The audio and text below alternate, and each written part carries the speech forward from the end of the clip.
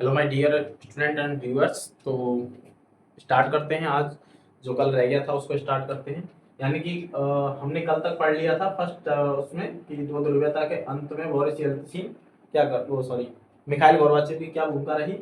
तो 1991 में सोवियत संघ का विघटन होता है। सोवियत संघ का विघटन यहाँ जो हुआ था क्या क्या परिणतियां घटित हुई, तो ये सब कुछ हमने क्या कर लिया है, देख लिया है। तो यहाँ तक क्या था कि जो गर्मपंथी नेता हैं, कम्युनिस्ट पार्टी गर्मपंथी नेता हैं, उनकी बहुत बड़ी महत्वपूर्ण भूमिका रहती है इस विघटन में। और गर्मपंथी नेताएं विघटन में महत्वपूर्ण भूमिका निभाते हैं, तो इसका विघटन होता है। और बोरिस येल्त्सिन भी इसमें बहुत बड़ी महत्वपूर्ण भूमिका निभाते हैं। येल्त्सिन ने तख्ता पलट के विरोध में अपना महत्वपूर्ण योगदान दिया। बोरिस येल्त्सिन जो आम चुनाव होते हैं तो आम चुनाव भी जीत जाते हैं। बोरिस येल्त्सिन आम चुनाव जीतते हैं। रूसी गणराज्य बोरिस येल्त्सिन ने आम चुनाव जीत लिया था। रूसी गणराज्य में हुए थे। केंद्रीकरण नियंत्रण को मानने से इनकार करते हैं। जब ये आम चुनाव जीत जाते हैं और राष्ट्रपति वहां के बन जाते हैं तो केंद्रीकरण नियंत्रण था। केंद्रीकरण नियंत्रण का मतलब होता है कि एक जगह से बैठ करके पूरे उस पर शासन करना, यानी सोवियत संघ जो सब पर नियंत्रण बनाए बैठा था, तो वे उसको क्या कर रहा है, विरोध कर रहा है केंद्रीकरण शासन की। केंद्रीकरण शासन किसने क्या किया, विरोध किया। मध्य एशियाई गणराज्य, मिडिल एशियन कंट्रीज जो थी, वो तीन मिडिल एशियन कंट्रीज इसका क्या करती हैं, मिडिल एशियन कंट्रीज जिसके साथ रहना चाहती हैं, अभी इससे अलग नहीं हो रही हैं। लेकिन जो सोवियत संघ के जो बड़े देश थे, क्या थे, सोवियत संघ के जो तीन बड़े देश थे, और वो तीन बड़े देश थे, एक तो रूस था, एक यूक्रेन था, और एक बेलारूस था। ये तीनों देश इससे क्या करते हैं, अपने आप को अलग कर लेते हैं। अब जब ये अपने आप को अलग कर लेते हैं तो अब सत्ता किसके हाथों में जाएगी, ये चीज भी मायने रखती है। अब सत्ता किसके हाथों में जाएगी, यानी उत्तराधिकार किसको बनाया जाएगा सोवियत संघ का, तो उत्तराधिकार किसको बनाया गया, रूस को। उत्तराधिकार रूस को घोषित कर दिया गया। जब उत्तराधिकार रूस को घोषित कर दिया गया तो यूएनएससी में भी, यूएनएससी की जो स्थायी सीट थी वो किसको दे दी गई, रूस को दे दी गई। अंतरराष्ट्रीय जितनी भी सीमा विवाद थे वो सब किसको दे दिए गए, अंतरराष्ट्रीय सीमा करार अब कौन करेगा, रूस करेगा। तो ये सब कुछ हो गया। और रूस और अमेरिका के बीच एक संधि होती है। रूस और अमेरिका के बीच क्या होती है, संधि होती है। और ये संधि क्या थी, ये संधि हुई थी जो हथियार, परमाणु हथियार जो बनाए जा रहे थे, हथियारों को लेकर के निरस्त्रीकरण, परमाणु हथियारों के निरस्त्रीकरण की जो संधि हुई थी। और ये बड़ी इंपॉर्टेंट है, किसके बीच हुई थी, रूस और अमेरिका के बीच में। ठीक है भाई। अब जो यहां से सोवियत संघ का क्या हो गया, विघटन हो गया। हमने क्या पढ़ा है, सोवियत संघ का विघटन। अब सोवियत संघ का विघटन क्यों हुआ, इतनी बड़ी सत्ता थी जो अमेरिका को क्या दे रही थी, समय समय पर टक्कर दे रही थी, परमाणु संपन्न थी।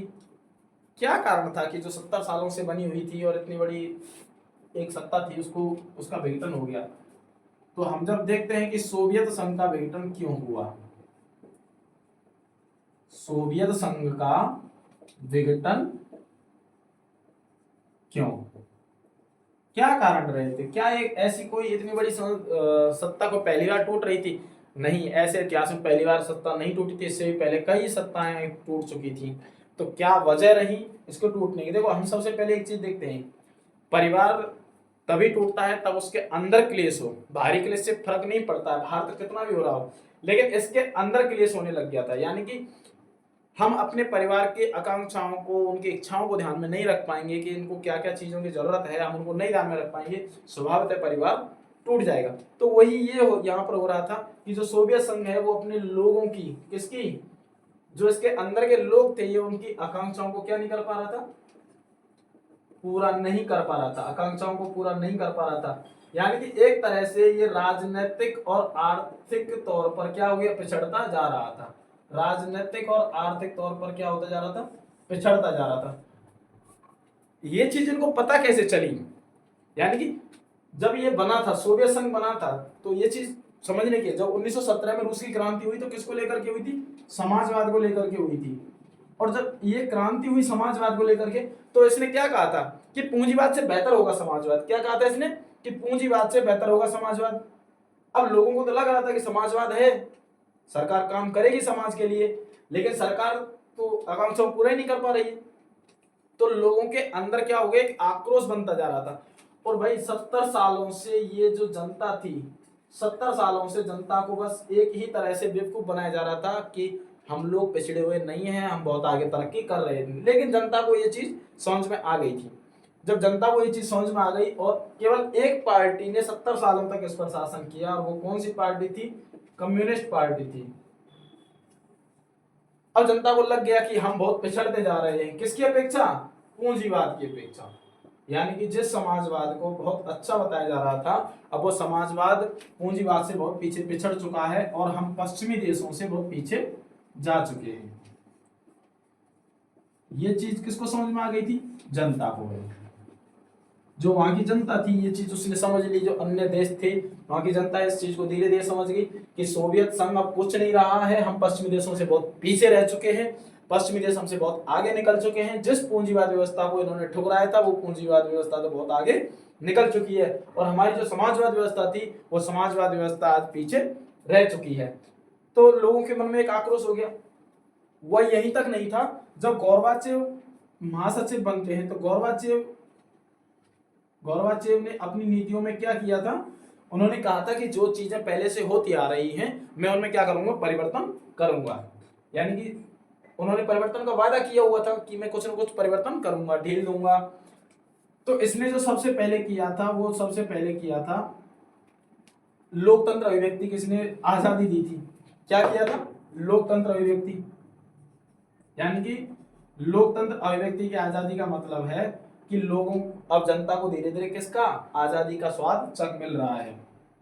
लोकतंत्र व अभिव्यक्ति यानी कि लोग अब धीरे धीरे आवाज उठा रहे हैं। दूसरा जो इसने सुधार किए थे वो दो प्रकार से थे। इसके जो सुधार थे वो दो प्रकार से थे, एक तो तेज और एक धीमे। यानी कि इसने किए नहीं थे, ये तो सुधार कर रहा था, लेकिन जो इसके पार्टी के लोग थे वो तो कह रहे थे कि ये बहुत तेज सुधार कर रहा है।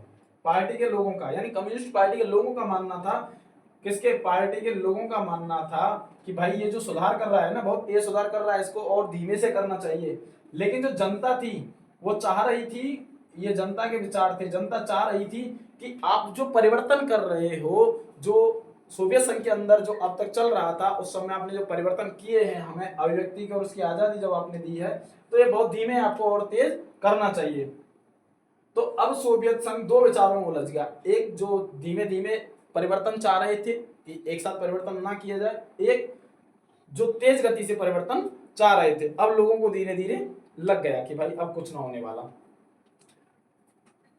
अब देखो 70 सालों तक एक पार्टी ने शासन किया। जब 70 साल तक एक पार्टी ने शासन किया तो इसकी जो अर्थव्यवस्था थी, अर्थव्यवस्था क्या हो रही थी? इसकी गतिरोध हो रही थी। एक पार्टी की वजह नहीं है कि एक पार्टी ने शासन किया इस वजह से अर्थव्यवस्था गतिरोध थी। वजह क्या थी कि ये पश्चिमी देशों पर यूरोपीय जो पूर्वी देश थे, यूरोप के पूर्वी देशों पर ये क्या कर रहा था? ध्यान दे रहा था। पूर्वी देशों पर अधिक ध्यान दे रहा था। उन पर किस तरह से ध्यान दे रहा था? यानी कि उनको सैनिक सहायता पहुंचा रहा था, परमाणु हथियार सप्लाई कर रहा था। यानी कि अपनी जनता थी, अपने देश की जो जनता थी उस पर इसने क्या नहीं किया? ध्यान नहीं दिया। और यही वजह थी कि पूर्वी देश थे ये उनको क्या कर रहे थे? परमाणु हथियार सप्लाई कर रहा था और सैनिक सहायता उनको समय समय पर मुहैया करा रहा था। ये सारी चीजें आपको देखने को मिल गई। यानी क्या था? वो लोगों की आकांक्षाओं को पूरा नहीं कर पा रहा था, राजनीतिक आर्थिक सुधार नहीं कर पा रहा था। समाजवाद जिसको कह रहा था कि समाजवाद बहुत अच्छा है, यानी कि जब वहां यूरोपीय संघ को सोवियत संघ को बनाया गया, जब सोवियत संघ को बनाया गया तो कहा गया कि समाजवाद को हम अग्रसर करेंगे, पूंजीवाद से बेहतर है। लेकिन जनता को क्या लग गया कि पूंजीवाद जो हमें दिखाया जा रहा है पूंजीवाद से बेहतर था समाजवाद, पूंजीवाद से तो हम बहुत पीछे छूट गए, हमारे आकांक्षाओं को पूरा नहीं किया जा रहा है। तो ये चीजें किसको समझ में आ रही थी? जनता को समझ में आ रही थी। वही गोर्बाचेव ने क्या किया था? सुधार किए थे, और सुधार वो दो तरह से लोगों को समझ में आ रहे थे। एक जो तेज चाह रहे थे, यानी कि उन्होंने सोच लिया कि ये सुधार बहुत तेज गति से किए जा रहे हैं। वो कौन थे? उनकी कम्युनिस्ट पार्टी के ही नेता थे। उन्होंने इसका विरोध किया कि नहीं, इन बदलावों को धीरे धीरे किया जाना चाहिए। और जो बदलाव धीमे गति से हो रहे थे वो क्या कह रहे थे? वो कौन थी? जनता थी। यानी कि वो चाह रही थी कि ये जो बदलाव है बहुत धीमी गति से किए जा रहे हैं, इनमें और क्या होनी चाहिए? प्रबलता, और तेज गति से इनको किया जाना चाहिए। तो इस तरह से मिखाइल गोर्बाचेव की जो नीतियां थी वो थोड़ी थोड़ी सी फेल होती दिखाई दे रही थी और उनका शासन एक तरह से क्या हो रहा था, फेल हो रहा था। और वजह कुछ और भी थी, वजह थी कि जो जनता थी, अब जनता को क्या मिल गया है, स्वतंत्रता। जनता को क्या मिल गई है, स्वतंत्रता, यानी स्वतंत्रता का उनको स्वाद मिल चुका है। और जिस देश की जनता को एक बार स्वतंत्रता का स्वाद मिल जाए, क्या वो जनता फिर किसी और के अंदर रह करके काम कर सकती है, नहीं कर सकती है। तो ये सारी चीजें जनता को धीरे धीरे समझ में आने लग गई थी। तो विघटन की परिणतियां ये हो रही थी। और क्या हो गया था, अब जो लोग हैं, अब वो लोग यानी कि जो जनता थी, अब वो जनता खुलेआम क्या कर रही है, विरोध कर रही है, खुलेआम आकर के विरोध कर रही है। किसका, किसका, सोवियत संघ के शासन का। किसका, सोवियत संघ के शासन का। यानी कि अब जो वहां की जनता है, अब इसमें भारी, मैंने पहले भी बताया था कि बाह्य जो क्लेश चल रहा था, बाहरी जो तनाव थे यूरोपीय देशों के अंदर, अब वो किस में आ गए हैं, खुद सोवियत संघ में आ गए हैं। और इसके 3 बड़े गणराज्य से अलग हो चुके हैं 1991 में। कौन कौन से, रूस है, यूक्रेन है और बेलारूस है। देखो अब ये जो विरोध कर रहे थे, इसका भी एक कारण था कि सोवियत संघ का एक बहुत बड़ा हिस्सा किस पर, परमाणु हथियारों पर लगा हुआ था। अब परमाणु हथियारों पर जो लग रहा है, तो यूएसएसआर पर वही किसका प्रभाव पड़ेगा, किसका दबाव बनेगा, आर्थिक दबाव। क्या हो रहा था, अब इस पर आर्थिक दबाव बनने प्रारंभ हो गए थे। जब आर्थिक दबाव प्रारंभ हो रहे हैं, अब लोगों की आकांक्षाओं को पूरा इसलिए किया नहीं और आर्थिक दबाव और बन गए। अब जो जनता थी वो और समझ चुकी थी। देखो ये तात्कालिक कारण ये और था, यानी कि इसके विघटन का एक सर्वाधिक तात्कालिक सर्वमान्य जो कारण है वो है राष्ट्रवाद। यानी कि लोगों को अब क्या पता चल गया, राष्ट्रवाद। लोगों को राष्ट्रवाद समझ में आ गया, राष्ट्रवाद और संप्रभुता। क्या चीज समझ में आ गई है, लोगों को राष्ट्रवाद और संप्रभुता। और जनता को किसका स्वाद मिल चुका है, स्वतंत्रता का। यह जनता यानी कि अब जनता खुल करके विरोध कर रही है। मैंने बताया यानी बाह्य संघर्ष तो चल ही रहा था, इसके अंदर अंदरूनी संघर्ष भी लोगों को भड़का रहा था। अंदरूनी संघर्ष अब इसमें ये उसको नहीं दबा पा रहा था। तो गोर्बाचेव ने जो सुधार किए थे, उन सुधारों से राष्ट्रवादी आंदोलन तो हुए थे। क्या हो रहे थे, राष्ट्रवादी। जो उनकी खुद की पार्टी थी, जो खुद के नेता थे, उन नेताओं ने भी उनका क्या किया, विरोध किया। अब जब उन्होंने विरोध किया तो कम्युनिस्ट पार्टी थी, अब वो सत्ता से क्या हो गई, खत्म हो गई। कम्युनिस्ट पार्टी को क्या कर दिया, खत्म कर दिया गया। लेकिन जो रूस, लेकिन देखो जो यूरोपियन जो कंट्रीज थी, कौन सी, मध्य यूरोपियन जो कंट्री थी, जो पहले हमने पढ़ा कि वो इससे अलग नहीं होना चाह रहे थे, अब यूरोपियन कंट्रियों को खुद को लगने लग गया कि अब हमें इससे क्या है, खुद को अलग कर लेना है। अब उनको खुद को लग गया कि अब हमें सोवियत संघ के साथ नहीं रहना है। और सोवियत संघ के साथ जब नहीं रहना है तो उनमें से 3 बड़े गणराज्य से फिर से अलग हो जाते हैं। एक है रूस, यूक्रेन और जॉर्जिया। ये भी इससे क्या हो गए, अलग हो गए। और इनमें क्या है, एक और था बाल्टिक गणराज्य। कौन थे, बाल्टिक गणराज्य। आपसे 1 नंबर में क्वेश्चन पूछा जा सकता है, बाल्टिक गणराज्य कौन कौन से, बाल्टिक गणराज्य कौन कौन से थे, ठीक है ना। और कौन कौन अलग हुए, क्या हुआ, राष्ट्रवाद संप्रभुता की भावनाएं, ठीक है।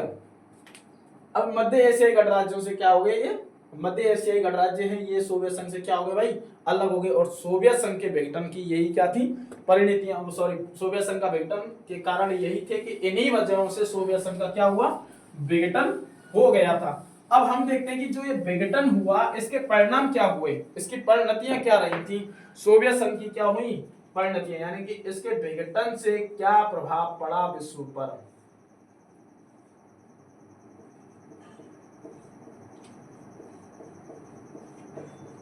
ये चीज आपको बहुत अच्छे से समझने का है भाई। अगर आप इसको ठीक से नहीं समझ पाएंगे तो देखिए, अब तक आपने जो पढ़ा है वो एक घटनाएं हैं, लेकिन उन घटनाओं से क्या परिणाम निकले हैं, क्या प्रभाव पड़े विश्व पर, ये वो चीजें दिखाएगा। इसमें आपको वो चीजें समझनी है। जब सोवियत संघ का विघटन हुआ तो सोवियत संघ के विघटन से 3 प्रभाव पड़े विश्व में। जो सबसे पहला एक सर्वमान्य प्रभाव है यानी कि नंबर 1 आपसे क्वेश्चन पूछ ले कि सोवियत संघ के विघटन की क्या परिणतियां रही हैं, तो आप उसमें पॉइंट बना करके लिख के आना कि जो पहली परिणतियां थी, यानी कि इसमें 3 होती हैं, कितनी होती हैं, 3 परिणतियां होती हैं, और जो पहली है, और जो पहली क्या है, यानी कि सबसे पहला एक हुआ था जो शीत युद्ध की क्या हुई भाई, समाप्ति। क्या होता है, शीत युद्ध की समाप्ति होती है। शीत युद्ध क्या हो जाता है, समाप्त हो जाता है। अच्छा, इससे हमें क्या चीज जानने को मिलती है, यानी कि देखो जो शीत युद्ध का दौर किस चीज को लेकर के शुरू हुआ था विश्व के अंदर, शीत युद्ध का दौर 2 चीजों को लेकर के था, पूंजीवाद और समाजवाद।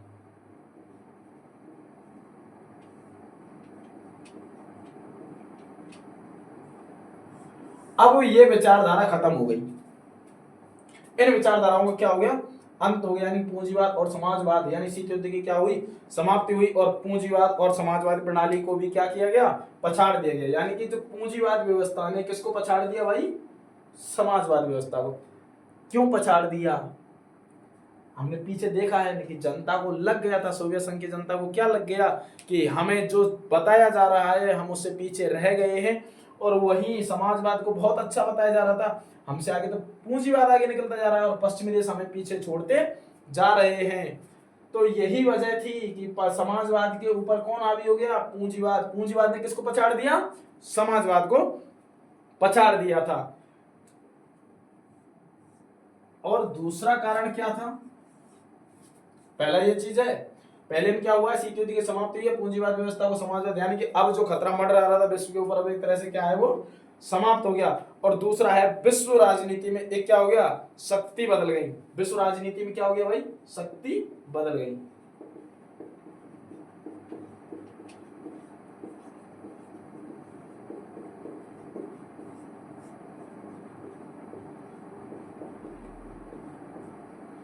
विश्व राजनीति में शक्ति कैसे बदल गई, इसका कारण किसको बताया जा सकता है, विचारों को। विचार तो यही चलेंगे भाई, आपको ये चीज समझ लेनी चाहिए कि इसका कारण किसको बताया जा रहा है, विचारों और संस्थाओं को। यानी कि जो संस्थाएं बनाई गई थी उनकी शक्तियां क्या है, बदल गई। विचारों और संस्थाओं को अपेक्षित क्या हुआ, प्रभाव में बदलाव आया। अब वो बदलाव क्या आया, यानी कि विचारों और संस्थाओं में बदलाव क्या है, यानी कि विश्व जो विचारों के लिए जी रहा था, यानी कि देखो मैं दोबारा बताता हूं क्या है कि विघटन के परिणाम क्या क्या हुए हैं। हमें सबसे पहले ये जानना है कि विघटन के परिणाम क्या हुए हैं। पहला है कि शीत युद्ध की देखो समाप्ति की गई थी, पूंजीवाद समाजवाद को पछाड़ चुका है, पूंजीवाद किस पर हावी हो गया है, समाजवाद पर, यानी कि अब एक ही विचारधारा रहेगी, पूंजीवाद। अब ये चीज यहां से ध्यान रखना, ये पूंजीवाद ही विचारधारा किस पर रहेगी, पूरे विश्व पर। यानी कि अब अब पूंजीवाद विचारधारा किसकी है, अमेरिका की, यूएसए की। सेकंड पॉइंट में हम देखेंगे विश्व राजनीति में क्या है, शक्ति संतुलन बदल गया। शक्ति संतुलन बदलने का मतलब क्या है, यानी कि अभी तो 2 महाशक्तियां लड़ रही थी पूरे विश्व के अंदर। जैसे ही सेकंड वर्ल्ड वॉर समाप्त होता है तो 2 महाशक्तियां लड़ रही हैं, उनमें से एक महाशक्ति क्या है, विघटित हो जाती है, एक महाशक्ति टूट जाती है। जब एक महाशक्ति टूट जाती है तो अब केवल एक महाशक्ति रह गई, और वो कौन सी रह गई है, अमेरिका। अभी इस पर हम नहीं आते। तो अब ये क्या हो रहा था, विचारों और संस्थाओं को क्या मिली, एक छूट मिली, और वो छूट क्या थी, यानी कि अब लोगों को लग गया कि देखिए या तो एक ध्रुवीय विश्व बनेगा, यानी कि या तो पूरे विश्व पर किसी एक शक्ति का, यानी कि एक ध्रुवीय विश्व बनेगा। एक ध्रुवीय विश्व का मतलब क्या है, यानी कि पूरे विश्व पर किसी एक का अधिकार होना, या फिर बहुध्रुवीय विश्व बनेगा, या फिर बहुध्रुवीय विश्व बनेगा। बहुध्रुवीय विश्व का मतलब क्या है कि जैसे ही ये समाप्त हुआ तो जो दूसरी दुनिया थी, क्या थी, दूसरी दुनिया, और दूसरी दुनिया क्या थी, हम पहले पढ़ चुके हैं। दूसरी दुनिया कौन से देश थे, पूर्वी यूरोपियन कंट्रीज थी। कौन सी थी, यूरोपियन कंट्री। और यूरोपियन कंट्री में कौन सी थी, जो फांसीवादी के चंगुल से आजाद कराया था, किसने, सोवियत संघ ने। सोवियत संघ ने फांसीवादी के चंगुल से आजाद कराया था, तभी तो उस पर प्रभुत्व किसका होता है, सोवियत संघ का। और वही कौन सी दुनिया थी, दूसरी दुनिया। दूसरी दुनिया क्या हो गई, समाप्त हो गई। अब जो दूसरी दुनिया बनी थी वो क्या हो गई, समाप्त हो गई। और हर देश एक तरह से क्या हो गया, प्रभुत्व हो गया, यानी कि हर देश एक तरह से आजाद हो गया।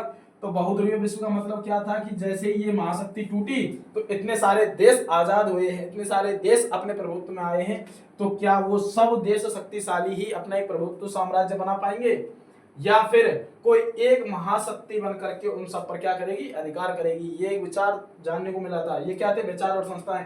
लेकिन हमें देखने को क्या मिला, इन सब में एक महाशक्ति बन करके निकला, और वो महाशक्ति कौन निकला, अमेरिका। अमेरिका ने पूरे विश्व पर एक तरह से महाशक्ति के रूप में कार्य किया।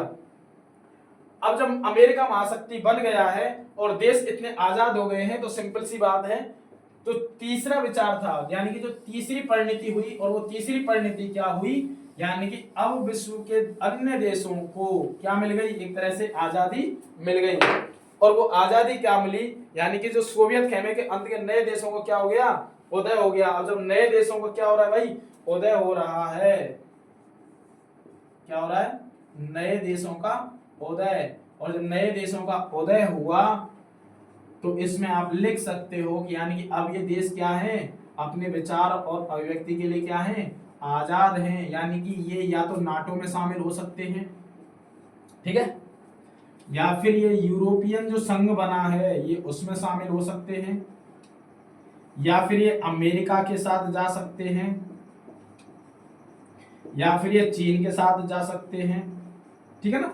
ये किसी के भी साथ, अभी क्या हो गए, एक तरह से आजाद हो गए। और इन सब आजाद होने का कारण क्या था, एक पूंजीवाद था। पूंजीवाद मैंने बता दिया, पूंजीवाद व्यवस्था किस पर हावी हो गई, समाजवाद पर। जब पूंजीवाद व्यवस्था समाजवाद पर हावी हो गई तो उसकी वजह दो चीजें थी, एक तो आईएमएफ था, अंतरराष्ट्रीय मुद्रा कोष, और एक विश्व बैंक था। और इस विश्व बैंक और अंतरराष्ट्रीय मुद्रा कोष की भूमिका क्यों रही, क्योंकि देखो भाई, इन दोनों संस्थाओं में एक ही देश ऐसा है जो सबसे ज्यादा क्या करता है, कंट्रीब्यूशन करता है, वो क्या है, अमेरिका। और अमेरिका की क्या नीति है, पूंजीवाद। तो स्वभावतः इसने क्या किया, जो देश आजाद हो रहे थे उन सबको क्या दे दिया, फंड दे दिया। और भाई जो कोई किसी को पैसा देता है तो उसके क्या होता है, दबाव में होता है, और जो दबाव में होता है तो ये इसके दबाव में रह गए। तो अब जो ये कहेंगे ये काम वही करेंगे। तो एक तरह से पूरे विश्व पर किसकी जीत हुई, पूंजीवाद की। किसकी जीत हुई, पूंजीवाद की, है ना। अगर आपको भी अगर एक चीज देखनी है ना कि मेरा पड़ोसी मेरे से नाराज है या फिर मेरा दोस्त मेरे से नाराज है, तो उसको ऐसा करना, उसको उधार दे देना। और जैसे ही आपने उसको उधार दिया, फिर आप उससे कहना कि अरे यार जो वो लड़का है ना बहुत खराब है, वो आपका विरोध नहीं करेगा। पता है वजह क्या है, वो जैसे ही अगर विरोध कर भी देगा ना आपकी बात का, तो आप उससे मांग लो, यार तुमने पैसे नहीं दिए यार अभी यार, तो वो क्या समझ जाएगा, मन यार ये तो मामला फंस गया। तो इसी तरह से ये यहाँ हो रहा है भाई, ये जैसे इसके विचारों को करते हैं, यार तुमको जो पैसे दिए भाई अभी वो रिटर्न नहीं किए आपने, ब्याज चल रहा है, क्या किया जाए, है ना। तो फिर ये कहते हैं क्या किया जाए, देखो हम जो पॉलिसी दे रहे हैं उन पॉलिसियों पर आप काम करो, ठीक है पैसा है कोई दिक्कत नहीं, और चाहिए तो और ले लेना, लेकिन आप हमारे अनुसार क्या करो, काम करो। तो इस तरह से भाई पूरे विश्व पर किसकी, पूंजीवाद व्यवस्था की वो हुई। तो ये विघटन की 3 परिणतियां थी। देखो नंबर 1 थी, क्या थी, अरे नंबर 1 क्या है भाई, नहीं आना, चलो, शीत युद्ध की समाप्ति। शीत युद्ध की क्या है, समाप्ति। सेकंड क्या है, सेकंड क्या है, विचार और संस्था। और तीसरी क्या है भाई, नए देशों का बनना।